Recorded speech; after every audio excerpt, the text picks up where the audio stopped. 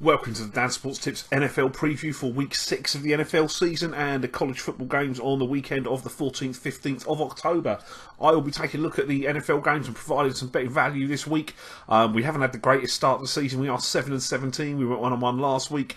We are 39 points-ish down on the season. 4 games I like the look of this week. I'm going to start with the marquee matchup of the week, if you like. The Atlanta Falcons going on the road to the Seattle Seahawks. Now, as good as the Falcons' defence looked last week, and their offence has been all season long, with back-to-back wins against Carolina and Denver, the latter one being on the road and a particularly good win, the Seahawks in Seattle off of a bye is almost the ultimate challenge for this Falcons team. The Hawks defence matches up well with the Falcons. They're a stout run-stopping unit. Sherman should be able to shut down Julio Jones on the past history of his performances, meaning the likes of Jacob Tamme and Mohamed Sanu will have to be relied upon to produce for the win in a very difficult road environment. The Falcons' pass rush did get 6 sacks last week against a poor Denver line. That more than doubled this pass rush's total for the season. It isn't a good pass rush. They are going to need to produce again in this game, put Russell Wilson under pressure, as he will have been certain to use the bye week to rest up and aid in the recovery on his leg injuries. The Falcons' defence is likely to have some issues stopping these Seahawks, I think, especially if they cannot get pressure against the offensive line. The weak link on this Seattle team, I just feel the third time in this brutal stretch of games for Atlanta is likely to be their undoing. These 3 games back-to-back are not easy, and I think they're looking at defeat on the road in Seattle this week. A line of under a touchdown, it's at -6 at recording this show, is certainly worth taking, and I will be playing the Seattle Seahawks -6 points against the Atlanta Falcons.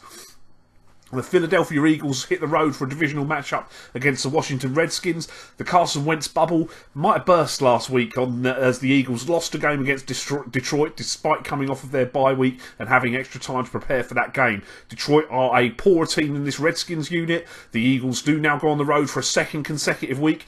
If you want to place your hard-earned money on a rookie quarterback on the road, giving points in a divisional contest off of a loss, then be my guest. But that doesn't look to be a long-term winning strategy to me, so I'm going to take the Redskins. They can't run the ball. This game will be a shootout, but give me the Redskins at home in a divisional matchup with the points.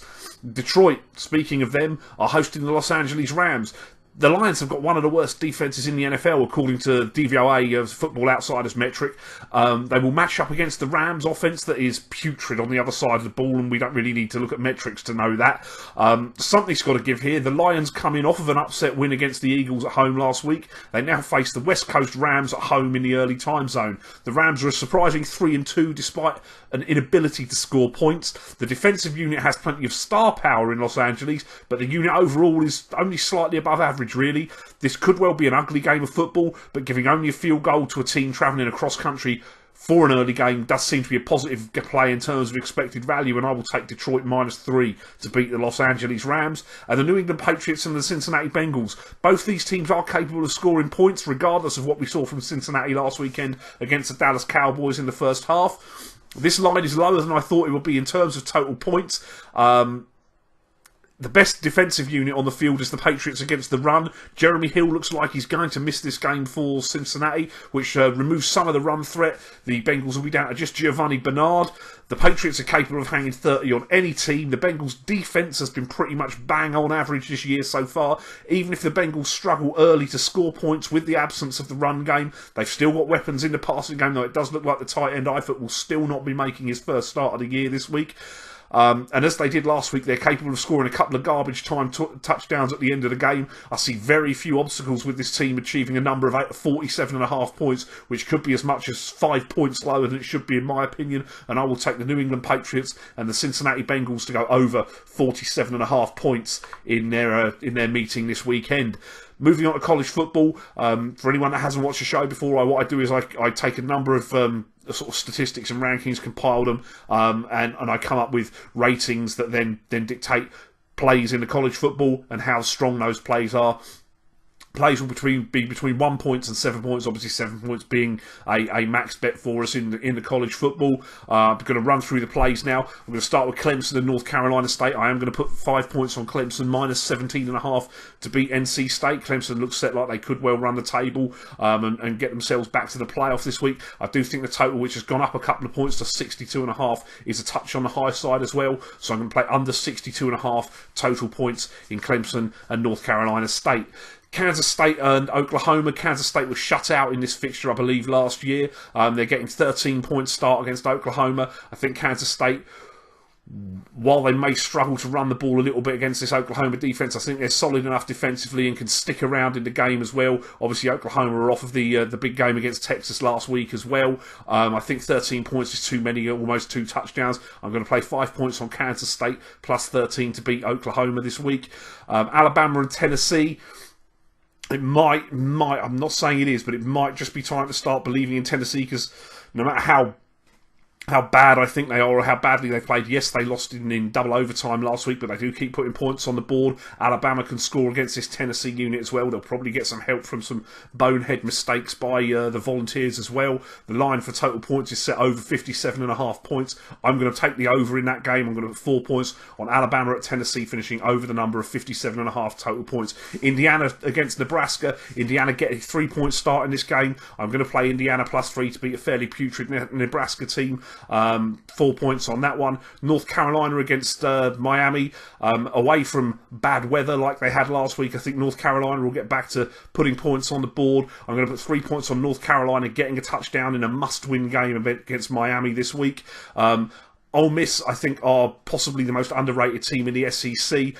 They're playing Arkansas this week. I'm going to stick 5 points on Ole Miss, minus 7.5 points to beat Arkansas. Notre Dame Stanford is not the most meaningful of games this year, not like it has been in recent seasons. I'm going to stick a couple of points on Notre Dame giving a field goal, because I do think they're a better team overall than Stanford. Notre Dame minus 3 to beat Stanford this week. The biggest game of the week is probably Ohio State Wisconsin in the Big Ten.